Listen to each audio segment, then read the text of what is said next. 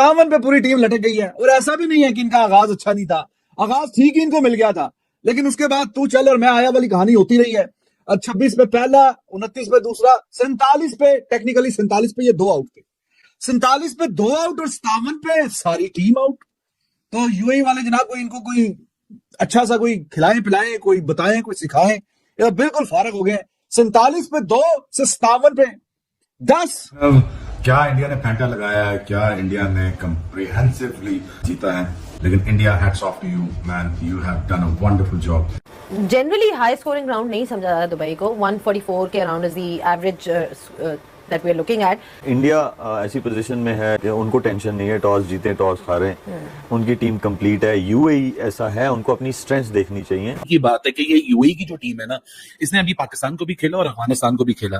भाई पाकिस्तान और अफगानिस्तान के खिलाफ तो ये बड़े करीब आ रहे थे, और वो तो फिर बैटिंग की मुश्किल कंडीशंस थी, ये तो बैटिंग की आसान कंडीशंस। वो कुलदीप यादव आता है, वो 1 ओवर में 3 विकेटें ले लेता है, फिर जसप्रीत बुमराह शुरू में यॉर्कर मार के ओपनिंग दे देता है, फिर उसके बाद शिवम दुबे जो आज एक तरीके से स्टपनी बॉलर खेल रहा है, क्योंकि आज अर्शदीप को नहीं खिलाया, बहुत बड़ी सरप्राइजिंग कॉल थी, वो भी आगे 3 विकेटें ले लेता है। भाई ये कौन सा यूएई था जो पाकिस्तान और अफगानिस्तान के खिलाफ तो इतना करीब करीब आ रहा था।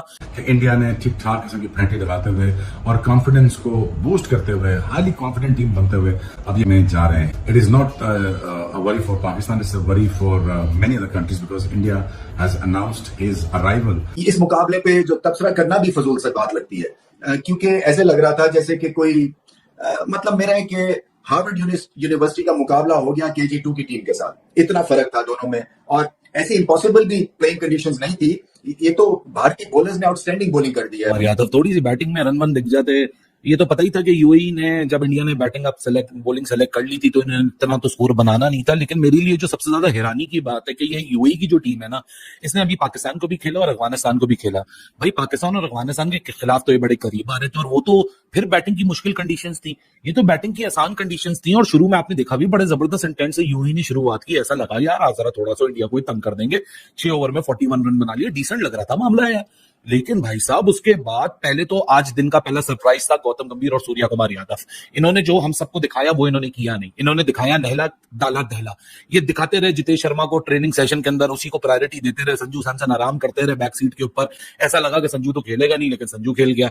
वरुण कुलदीप अच्छा आगे चलकर टूर्नामेंट में खेलेंगे जब स्पिन विकेट होगी। अबे भाई early in the tournament rock hard, इस तरह की विकेट है। रसल लार्डन ने लोगों को आवाज बजा के भी दिखाई कि भाई साहब देख लो कितनी रॉक हार्ड विकेट है, ग्रास की क्लियर भी है, वहां आप 3 फ्रंट लाइन स्पिनर खिला रहे हो।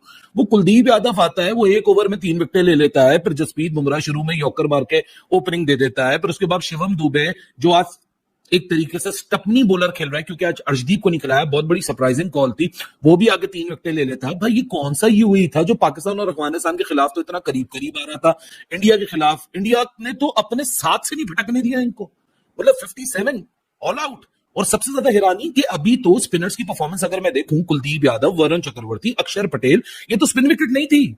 इस विकेट के ऊपर अगर स्पिनर्स ने इस तरह की परफॉर्मेंस दी है तो भाई साहब जब आगे चलकर टूर्नामेंट में स्पिन का फैक्टर आ जाएगा फिर क्या होगा। क्योंकि ये तो अभी इंडिया ने सिर्फ वार्म अप करना था। कहा यह जा रहा था जनवरी फेब से इन लोगों ने एज अ टीम कोई T20 क्रिकेट नहीं खेली है, ये तो शायद स्ट्रगल करेंगे अर्ली ऑन। अभी तो जंग होगा, जंग उतारने में टाइम लगेगा, थोड़ा तो इंतजार कर जाओ, अभी पता चलेगा कैसा खेलेंगे।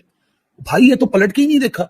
और मेरे लिए अगेन वही वाली बात कि it is astonishing to have that kind of believe in this moment कि भाई ये बॉलिंग अटैक आगे चल के टूर्नामेंट में क्या करने वाला है। क्योंकि अभी तो अर्शदीप सिंह नहीं खेल रहा जिसने 2024 का वर्ल्ड कप जितवाया, जो कि उस टूर्नामेंट का हाईएस्ट विकेट टेकर था, इंडिया के लिए मोस्ट वैल्यूएबल प्लेयर था। और वो बंदा अगर आज 11 में नहीं खेल रहा, वो इस मिक्स में नहीं है, तब भी इंडिया के पास 6 बॉलिंग ऑप्शन है।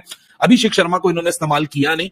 इस मिक्स के बाद जहां 8 तक बैटिंग सिक्योर है, ये एक बोल्ड आपको 11 दिख रही है जो कि out of all those discussions and all those speculations कि ये हो जाएगा, फला हो जाएगा, संजू की जगह जितेश खेल जाएगा, कुछ नहीं किया, तो कुछ रन ही नहीं छोड़े 57। मतलब hats off to this team. और सबसे बड़ा फैक्टर जो फिटनेस का लेवल है ना, वो बड़ा एक्सेप्शनल नजर आ रहा है। 13-14 ओवर जो इंडिया ने डाले हैं, 13.1 ओवर में है, ये तो अभी वही वाली बात हुई, शुरू होते ही खत्म हो गया। इस 13.1 ओवर में इंडिया की फिटनेस, बॉडी लैंग्वेज, बॉलिंग की accuracy, the combination that this bowling have, अभी से खतरे की घंटी सारी टीमों के लिए जग चुकी है। कि जो कहा जा रहा है ना कि India is a tournament favourite, वो गलत नहीं है।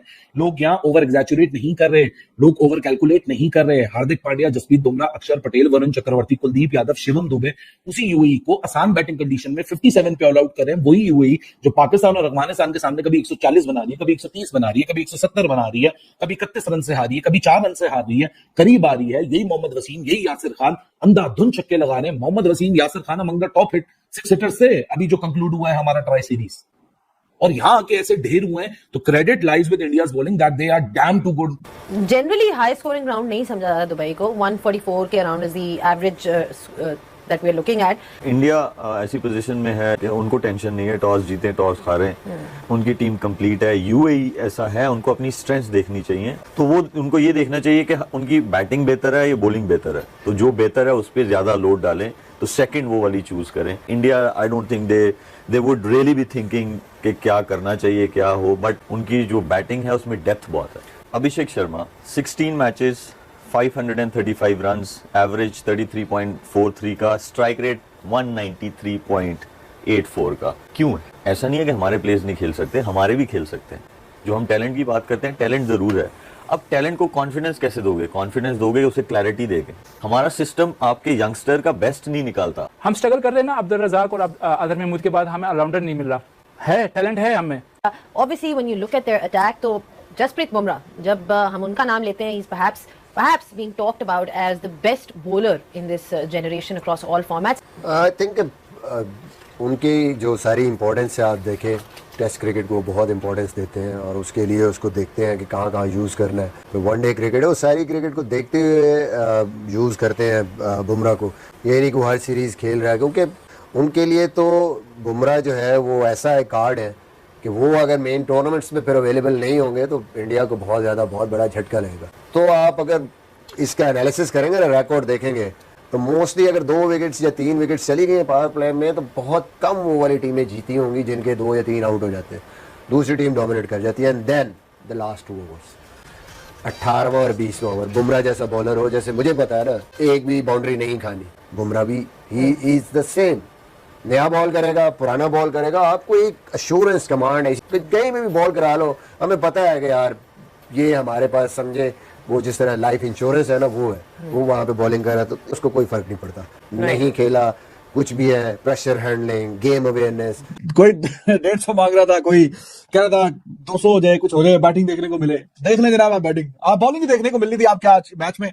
इंडिया ने ज़ाहिर के टॉस फिर जीत के पहले फील्डिंग का फैसला किया था, और इसमें तो कोई रॉकेट साइंस है नहीं टू गेस करना अब इसमें क्या कहानी है कि हाँ जी इंडिया पहले बॉलिंग करे या बैटिंग करे। दे वर द फेवरेट्स, वो 95-7 whatever percentage you wanted to give, 99% दे दे या 100% ही दे दे। 57 जैसे छोटा is probably the decent word, शर्मनाक सही बात है कि 57 पे जब ये आउट हो जाएंगी। ये यूएई खेली है पाकिस्तान के खिलाफ भी, अफगानिस्तान के खिलाफ भी, लेकिन अच्छा मुकाबला किया टू बी वेरी ऑनेस्ट। इन्होंने बीच में कुछ मैचों में पाकिस्तान के खिलाफ 176 भी कर गए थे, तो अफगानिस्तान के खिलाफ भी बेशक उनकी हल्की टीम थी, they came very close to win the match chasing 170। लेकिन आज तो भाई ये जो परफॉर्मेंस है, तो डिफरेंस तो दिख रहा है कि प्लेइंग अगेंस्ट अफगानिस्तान, पाकिस्तान, तब ये टीम लग रहा था कि हाँ जरा बेहतर है, खेल सकती है, बहुत अच्छा खेल जाए तो शायद कि ये कमाल भी कर सकती है।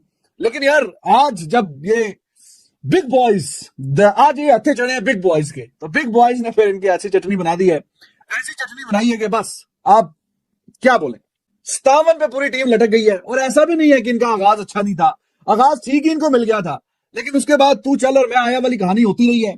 26 पे पहला, 29 पे दूसरा, 47 पे टेक्निकली 47 पे ये 2 आउट थे, 47 पे 2 आउट और 57 पे सारी टीम आउट।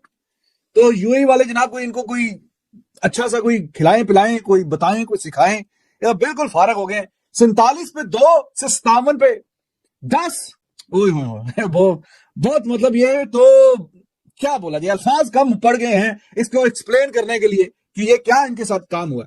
यूएई भी साइड पे हो गया 57 पे, तो पावर प्ले के रन्स कर लिए इन्होंने 6 ओवरों में भी। अगर 57 हो तो मेरे ख्याल में इतना ही टोटल है। आजकल तो इंडिया 6 ओवरों में जाहिर है 60, 70, 80, 90 पता नहीं कितने कितने रन्स पिछले किए हुए, तो पावर प्ले के ये रन्स कर चुके हैं। और बहुत ही बोरिंग और वन साइडेड वाला ये मैच, ऑब्वियसली एक्सपेक्टेशन थी कि वन साइडेड ही होगा, लेकिन इतना ज्यादा वन साइडेड के 57 पे कुलदीप यादव, वरुण चक्रवर्ती, वो दुबे ने आगे इनको डबो दिया यार। दुबे से भी 2 ओवर 4 रन 3 खिलाड़ी तो दुबे आउट कर गया।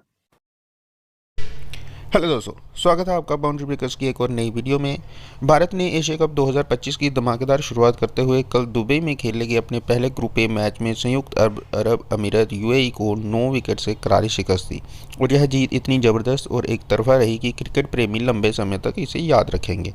भारतीय कप्तान सूर्य कुमार यादव ने टॉस जीतकर पहले गेंदबाजी करने का फैसला किया और इसी के साथ टीम इंडिया ने एक अनोखा रिकॉर्ड भी तोड़ा, क्योंकि पिछले 15 अंतर्राष्ट्रीय मैचों से लगातार टॉस हारने का सिलसिला यहीं जाकर थमा और यह बदलाव टीम के आत्मविश्वास में भी झलक रहा था।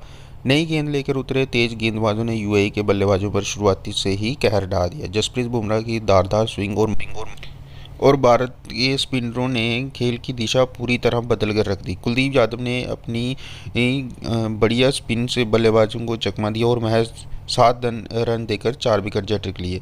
यह उनका करियर का सबसे यादगार प्रदर्शन माना जा रहा। उनके साथ शिवम दुबे ने मीडियम पेस से 3 विकेट झटके और बाकी का काम वरुण चक्रवर्ती और अक्षर पटेल ने पूरा किया। नतीजा यह हुआ कि पूरी यूएई की टीम सिर्फ 57 रन पर ही ढेर हो गई, जो एशिया कप इतिहास में उनका सबसे छोटा स्कोर रहा।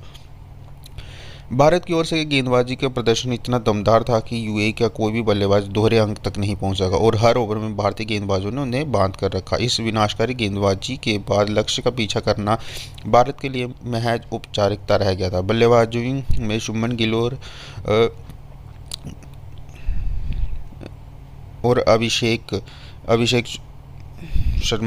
अभिषेक शर्मा ने तेज तरार से स्ट्रोक से रन गति को बढ़ाया और 4.3 ओवर में ही लक्ष्य को हासिल कर लिया।